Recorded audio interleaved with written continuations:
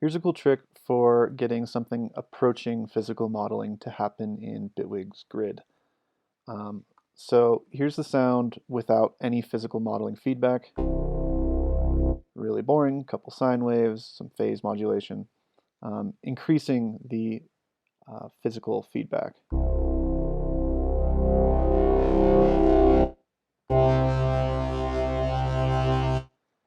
Okay, so physical feedback or physical modeling is basically the way that instruments are all just feedback machines, trying to emulate that. So a violin, for instance, if you graph where its string is at any given moment, it's just going to be a saw wave, really basic, just choo choo choo choo.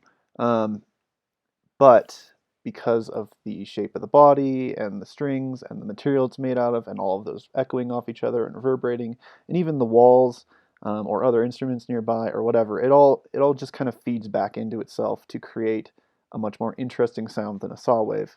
Um, and how it resonates with itself is kind of what defines a good violin versus a bad violin. It's dependent on all of the factors that went into making it. So this feedback machine is not that advanced at all, not even remotely, but it still sounds kind of cool. Um, the way that it feeds back into itself is that it goes into this body formants that's muted because I didn't want to hear it because I have the reverb turned up way too much. But the reverb, its job is just to collect all of the frequencies that go into it and kind of keep them around for a bit. Here is some resonant peaks, which are terrible and arbitrary and just kind of put all over the place. And a good instrument has good resonant peaks that, work well with how the strings are tuned or whatever.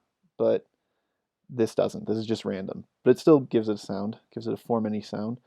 A comb, because combs give things a hollow sound. They tend to. I think they take out like every third um, harmonic or every odd harmonic or something of that nature.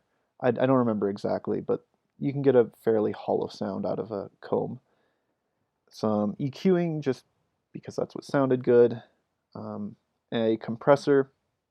This one's actually fairly important to keep the feedback machine from, destroying itself.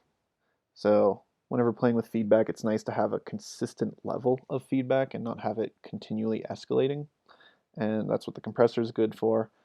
All of that gets put into this audio rate. You can't use an audio receiver, you have to use audio rate, and then that modulates this value. It's important to make sure that your audio rate and your value are not peaking because they will clip. So have them turned down-ish and then turn them up with another knob.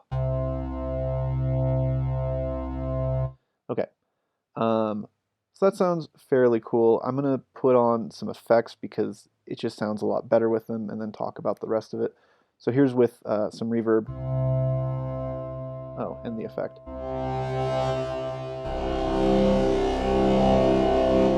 Kind of like that lost sound. Wop. Um, Adding a little bit of distortion or this to sort of fade it in is also nice. Um, what is it modulating? Well, when reverberation happens, it modulates just all over the place. And I mean, ideally, all of these strings would have some way that you could they would all be, reverbs on their own, and you could sort of put it in there. Um, Whatever this works. I have it reverberating a bit of pitch, but in a different way. Modulating phase is pretty much the same as modulating pitch. It's just it never leaves like the track it's on. You're just kind of moving it back and forth on the track it's already on. Um, a little bit of amplitude modulation. I'm going to show what each of these kind of adds to the thing. So this is the pitch modulation stuff. A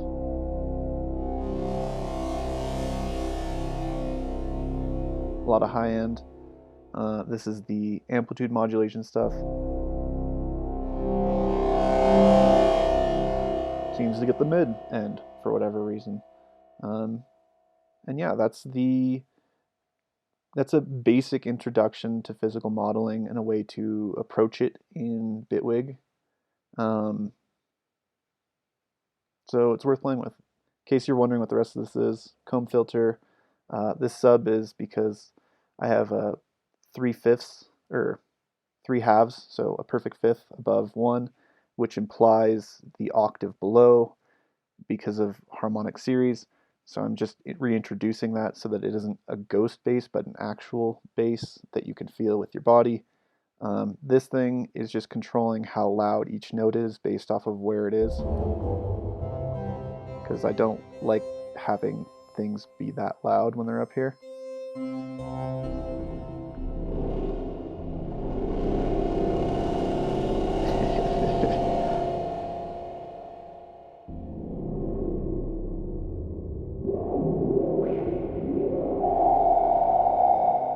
Okay. But that's it, yeah. Pretty neat stuff.